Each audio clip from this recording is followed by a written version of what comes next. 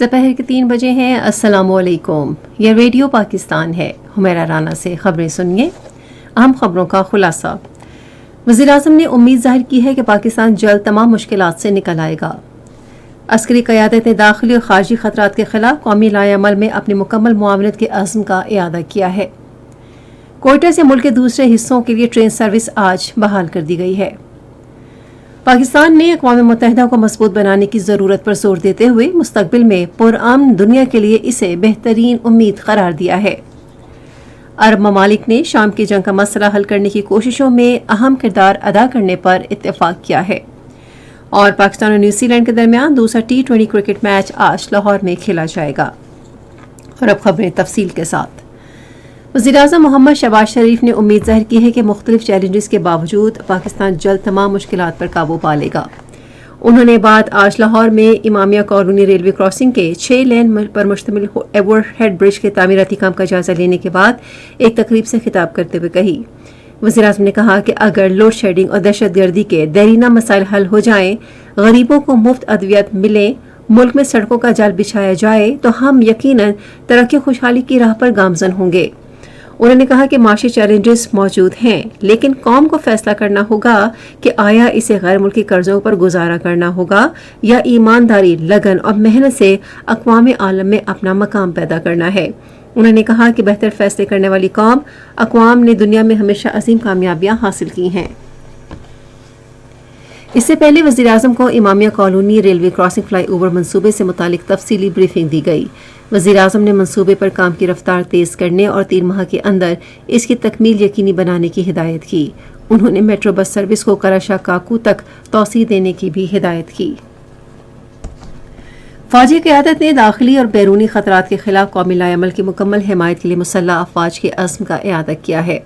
इस अज़्म का इजहार GHQ रावलपिंडी में बरी फ़ौज के सरबराह सैयद आसिम मुनीर के ज़ेर सदारत कोर कमांडर्स कॉन्फ्रेंस में किया गया। फ़ौज के शोबा ताल्लुकात आमा के मुताबिक फोरम में पाकिस्तान को दरपेश बैरूनी और दाखिली चैलेंजेस समेत मुल्की और इलाकाई सूरत हाल का जायजा लिया गया। फोरम ने वाज़ेह किया कि फ़ौजी क़यादत हर किस्म के चैलेंजेस से बाखबर है और अज़्म ज़ाहिर करती है कि पाकिस्तान के पुरअज़्म अवाम के ताउन से आईनी तौर पर दी गई जिम्मेदारियों को निभाया जाएगा। फ़ौजी क़यादत ने कौमी सलामती कमेटी के तयशुदा अहदाफ हासिल करने की यकीन दहानी कराई, जिसके ज़रिए कौमी ताकत के तमाम अवामिल को भरपूर और मरबूत तौर पर बरूएकार लाकर दहशतगर्दी का खात्मा किया जाएगा। पाकिस्तान और पुर्तगाल ने तिजारत, सरमायाकारी, ज़राअत, आबी इंतज़ाम, इंफॉर्मेशन कम्युनिकेशन टेक्नोलॉजी, समंदरी मईशत और माहौल दोस्त टेक्नोलॉजी समेत मुख्तलिफ शोबों में ताउन बढ़ाने पर इत्तेफाक किया है। इस हवाले से इत्तेफाक राय लिस्बन में दोनों मुल्कों के दरमियान दो तरफा सियासी मशावरत के तीसरे मरहले में हुआ। मुलाकात के दौरान दो तरफा ताल्लुकात के मुख्तलिफ पहलुओं और बाहमी दिलचस्पी के इलाकाई और आलमी उमूर पर तबादला ख्याल किया गया। हेरोक में पुल का तामीराती काम मुकम्मल होने पर कोयटा से मुल्क के दूसरे इलाकों के लिए ट्रेन सर्विस बहाल कर दी गई है। पाकिस्तान रेलवे के ज़राए ने हमारे कोयटा के नुमाइंदे को बताया कि आज सुबह गवर्नर बलूचिस्तान मलिक अब्दुल वली काकड़ ने ट्रेन बहाली सर्विस का इफ्तिताह किया। तकरीब से खिताब करते हुए गवर्नर ने कहा कि ईद उल फितर पर कोयटा से खुसूसी ट्रेन सर्विस शुरू की जाएगी। ये बात याद रहे कि गुज़श्ता साल शदीद मानसून बारिशों और सैलाब से हेरोक स्टेशन पर पुल मुनहदिम होने से कोयटा और मुल्क के दूसरे इलाकों के लिए ट्रेन सर्विस मुअत्तल हो गई थी। ट्रेन सर्विसेज गुज़श्ता साल नवंबर में मच से आरजी तौर पर बहाल की गई थीं। ये खबरें आप रेडियो पाकिस्तान से सुन रहे हैं। पाकिस्तान ने अक़वाम मुत्तहिदा को मुस्तहकम करने की ज़रूरत पर जोर देते हुए कहा है कि आलमी इदारा मुस्तक़बिल में एक पुरअमन और मुसावी मौक़े की हामिल दुनिया के लिए बदस्तूर उम्मीद की किरण है।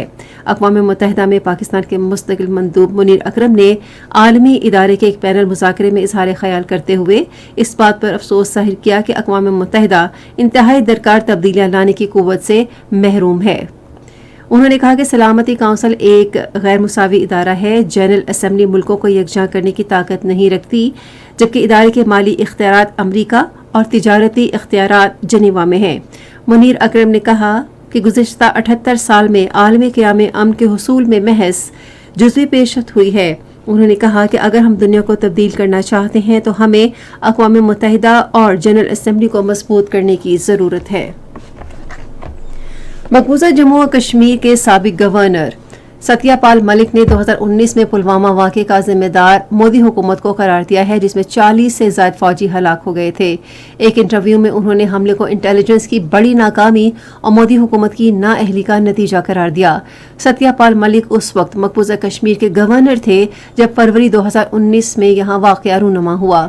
سیاسی تجزیہ کاروں اور بہت سے بھارتی سیاستدانوں کا کہنا ہے کہ پلوامہ واقعے کا ڈرامہ مودی حکومت نے انتخابات جیتنے کے لیے رچایا تھا۔